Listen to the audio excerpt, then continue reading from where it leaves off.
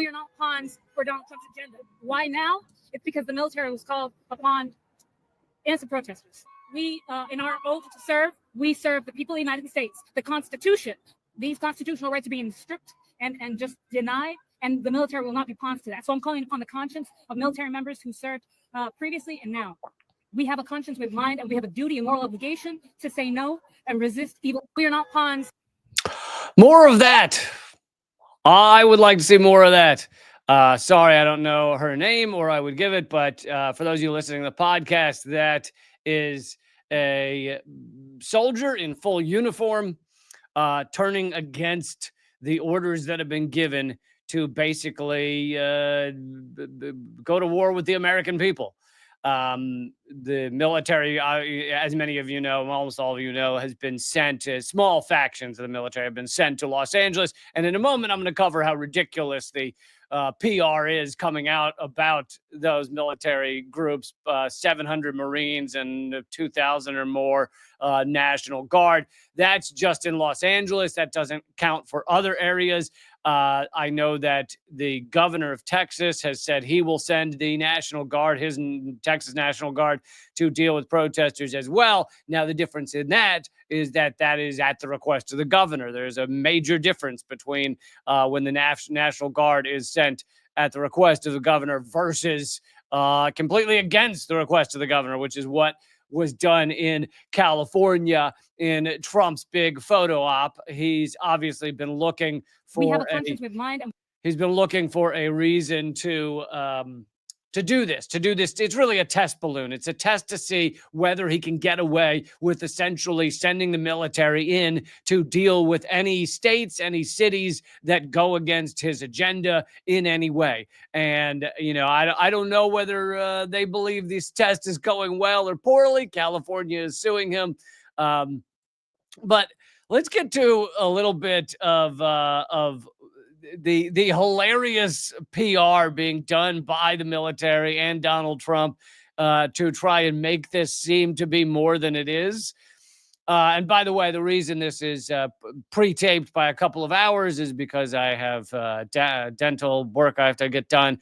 And so I have to go do that. So this is going to be a shorter episode, and I had to pre-tape it a little bit. So I apologize for that. I will, of course, though, be back with Unredacted Tonight tomorrow, Thursday. So please don't miss that. But anyway, this is from Ken Klebenstein. Often does very good work. And he put out a column called Martial Flaw. Very clever, Ken. Very clever with the Martial Flaw. Anyway, this is the like I'm calling it like promo PR. This is the military trying to say, look at all the good we're doing in Los Angeles. And I'm not going to go through all the details of what's going on in Los Angeles, because I've already done that on 2 previous live streams. But it is a response by many in Los Angeles to the terror attacks by the Trump administration, because that's what these are. These are terror attacks. These are designed to terrorize the citizens of Los Angeles. These are military grade individuals, ICE individuals, heavily armed, usually with their faces covered, usually with no identification other than it saying ICE. And they go in and they basically black bag people. They've been going into Home Depots and restaurants and homes, etc., kidnapping people, giving them little to no due process, and tearing apart families. Apparently a million families in the Los Angeles area either are undocumented or have an undocumented member living in the household or the apartment. And so that shows how many people's lives are being ripped apart. So that you can do your little racist, we hate anybody who's not white song and dance. And, like I said, these people are not getting due process. Many of the times they get it wrong, right? Hell, they've been arresting Native Americans some of the time. I think they might have a right to be here, no? Exactly what country are you going to ship them home to after you arrest Native Americans? But yeah, it's designed to terrorize the American people. And the truth is, Trump wanted this. He created this. He knew that amping up the ICE raids, going into places of business, going into restaurants, going into Home Depots, etc., would create a response, would cause a response by the people and anger by the people, rightfully, justifiably. And he knew that that would then give him the ability to send in the military and test out something that has not happened since the 1950s and 60s, which is sending the military into U.S. cities without the request of the governor to help with dealing with something.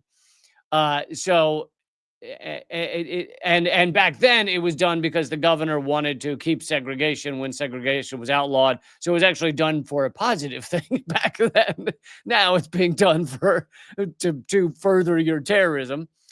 But anyway, and I also should reiterate, the vast majority of the protests that have happened in and around Los Angeles and around the country, vast have been peaceful. We talked in the last live stream about the definition of crime, the definition of violence. Oh, I see. If you smash a car window, that's violence. But if you just tear apart a family and black bag someone and beat up and fire rounds at reporters, literally hitting reporters with rubber bullets, that's not violence. That doesn't. That's just a good time. Honestly, that's just a fun Saturday evening, is what that is. So yeah, all these definitions in this ridiculous inverted moral universe, they're all backwards, intentionally. So here is the press photo put out by the Pentagon. And let me just read what Ken Klippenstein says. The U.S. military wants you to know in spit-shined Pentagon statements, press releases, and social media posts that it's got everything under control in its deployments to Los Angeles, where it's doing almost nothing. The uniformed military, which sources tell me are expending a lot of energy trying to comply with the orders of Washington without getting mired in the political quicksand Trump and Hegseth are doing backstrokes in. And you know, inevitably when you do this, when you send relatively untrained, the National Guard is very untrained for dealing with crowds, and they're often very young soldiers. When you send, someone's going to get killed. Like, if this keeps going on, the military will end up killing someone, and that's when some real shit will go down. Anyway, Ken continues. Take, for example, the U.S. Northern Command's photo op today depicting 9 fearless warriors of the 79th Infantry Brigade standing up to some lawless L.A. mob day and night, per official statement. So for those of you listening to the podcast, there's an image during the day of these, what they say is the 79th Infantry Brigade combat team standing casually with their helmets and their shields and everything. And then the first photo shows 3 people facing off against them.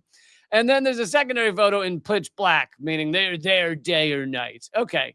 Well, then Ken Klippenstein says to break down the photo that we're looking at. This, again, this isn't some random photo. This is the photo they put out. This was their decision as to prove how awesome they're doing. Klippenstein says the patches on the shoulders of the National Guard troops in the picture identify them as being members of the 81st Stryker Brigade, a unit from Washington State that has subunits spread out over Washington, Oregon, and California. So then this is not the 79th Infantry Brigade combat team like U.S. Northern Command has told you it is. Interesting. You would hope they might know the difference, but they don't. And so he then goes on to say, it's not to the end of the world, but this doesn't exactly instill confidence. Which unit is in Los Angeles and where are the troops from? You might want to know that, Pentagon. But then again, you can't account for 63% of your assets and you've lost trillions and trillions of dollars that you just misplaced. Next on the list of absurdities is who the soldiers in the pictures are facing down. Of the 3 civilians facing them in this photo right here, so those three men right there, one of them has on a mask. With the 3 civilians facing them, 2 are clearly members of the news media. So there's 9 soldiers in military fatigues, riot helmets, and armed with automatic rifles for one protester that's yelling at them. This is the military's own staged photo op. This is the best they could do. Like, literally, you can see the cameras and everything hanging off the 2 journalists.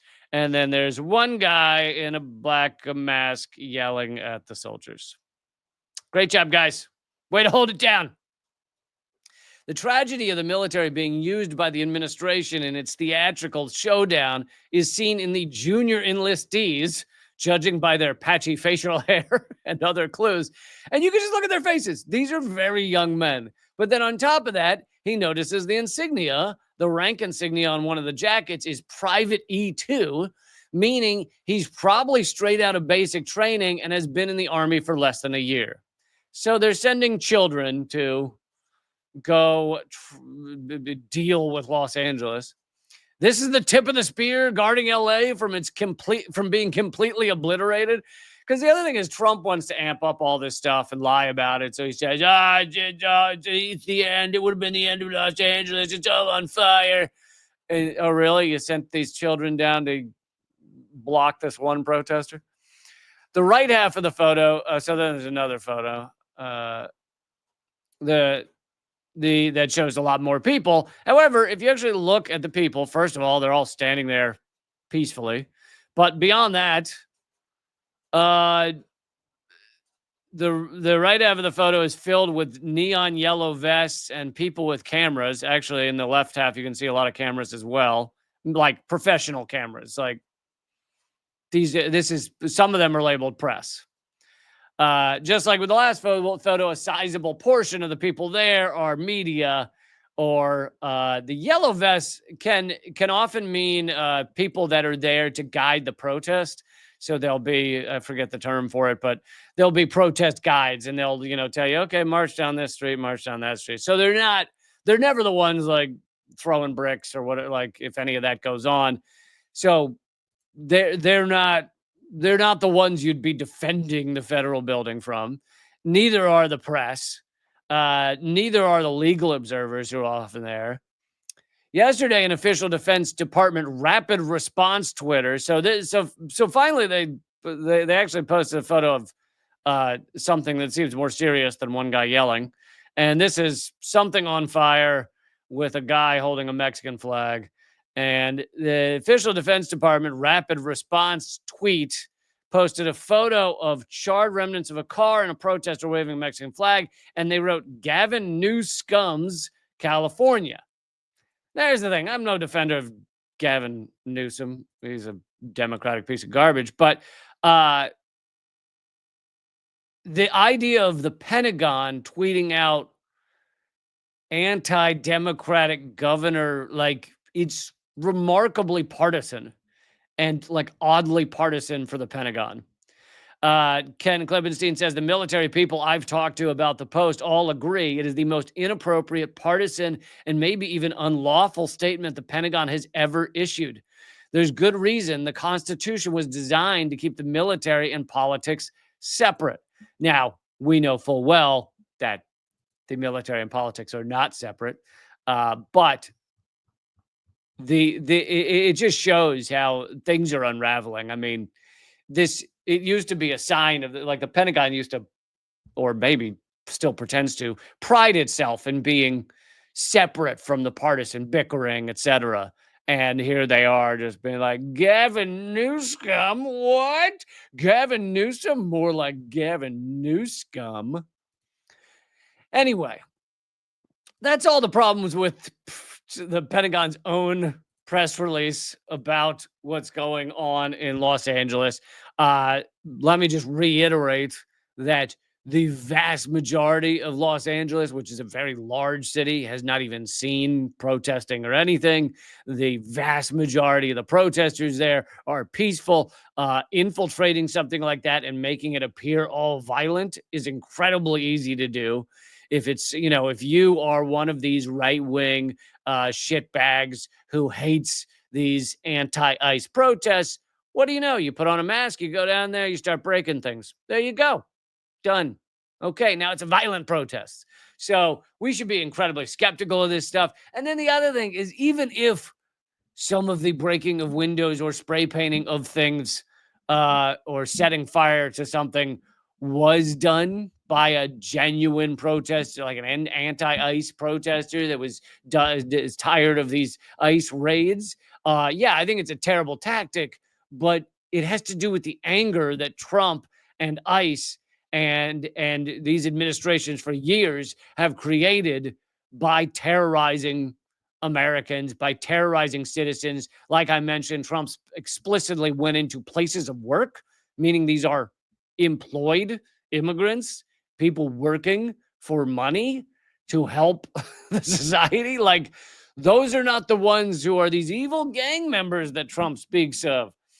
If you are a drug dealing, illegal immigrant smuggling drugs across the border, guess what? You're not working at Home Depot. I got news for you. But of course, Trump wanted to amp this up. This is his aim, his goal. He wants large scale fighting in the United States that he can then crush with the military and basically say to the entire country, which side are you on? Are you on the military government side? Are you on the chaos and evil immigrant side? So this is by design. And it's, of course, repulsive, and it's a sign of a collapsing empire. As the empire collapses, the inequality gets worse and worse. The safety net for the people to actually allow us to get by and survive gets torn to shreds. And then guess what? People get upset when their lives are destroyed. I don't know why. Why would that happen? Just one other quick thing before I wrap up this short episode today. Just an update on I don't know. Past ones were called Freedom Flotillas. I don't know if they called themselves a Freedom Flotilla this time around, but the Gaza Aid Flotilla. And they were, as you know, they were kidnapped by the IDF. They were taken off the boat. They were incommunicado for 19 or 20 hours or maybe more. Not allowed to speak to lawyers or anything else. Anyway, since then, here's the latest update. Greta Thunberg, along with, I think, 3 others out of the 12, have been deported. Greta did interviews arriving in France after being deported. And, if you need a reminder, again, I cannot fathom the bravery of these people, because Israel has literally murdered the people on past Gaza flotillas. Literally lowered IDF onto the boat and just shot people dead. So, and then the boat before this one was bombed by Israeli drones. So that's what these people were facing. And so anyone who wants to make fun of them, you better be making fun of them in some other way than acting like this was a nothing. It's just a selfie cruise. Really? Do you have the balls to get on a boat that is likely going to be bombed or shot at? Let's see you do it. Let's see you do it. Now, if you support the genocide, that's another thing. If you're like, I love genocide, so I hate them, okay, fine. But if you're one of these that's like, oh, I don't like the genocide, but they took a photo, that's fucking pathetic. Are you that brave? Are you going to do it? Let me see you. Come on. Anyway, the Israeli Foreign Ministry on Tuesday deported the environmental campaigner Greta Thunberg and another activist who had been detained on board. And I believe 2 more are supposed to be deported today or something. 8 other passengers from the vessel refused to sign deportation documents and were brought before an Israeli immigration tribunal on Tuesday, which, again, let's amp up the level of courage it takes to be like, no, I'm not signing your bullshit statement. So now let's see what Israel does with me. Oh, they're going to put me in prison for 5 years? Great. Israeli prisons where we know that they torture dissidents and torture Palestinians? Awesome.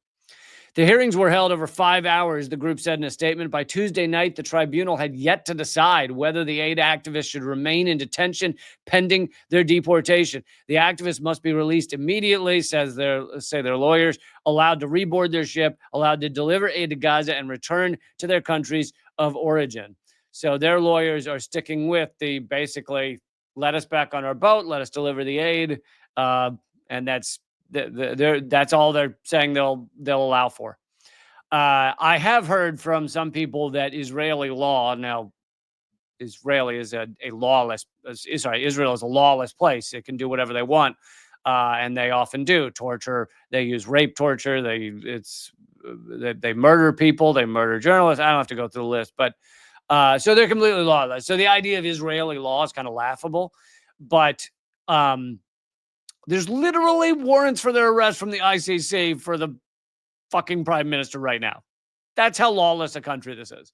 Anyway, apparently Israeli law says that they can hold them for up to 98 hours, which would not be over yet, before they, I guess, have to charge them or release them. So who knows when that 98 hours is up? Maybe they just deport them without them signing the statement they wanted to sign. I don't know.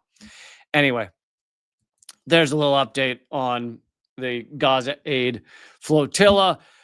Okay, I'll be back tomorrow with Unredacted Tonight, 7 p.m. Eastern, noon Pacific. Also got a huge announcement, big announcement tomorrow. I'm very excited for. Also, major guest is coming up on. This is that's right. Yep. Tomorrow, got a big guest on Unredacted Tonight. So much cool stuff coming up. Don't miss it. And yeah, see you tomorrow. Keep fighting.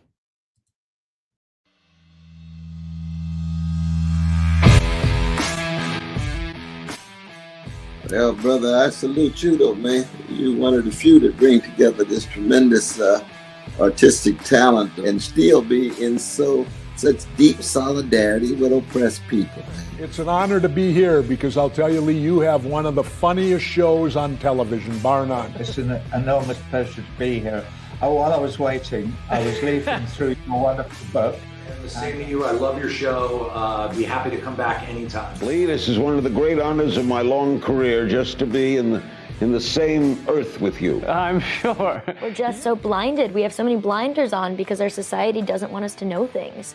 And so it takes shows like your show, and it is clearly designed to eradicate. Hey, good to see you. Hey, Jill, how are you? Julian, thanks for joining me. Honor to have you, brother. Consumerism is a theory that people should behave this way to help each other. It's not. Mr. George Galloway, thank you so much for joining me in these dark times.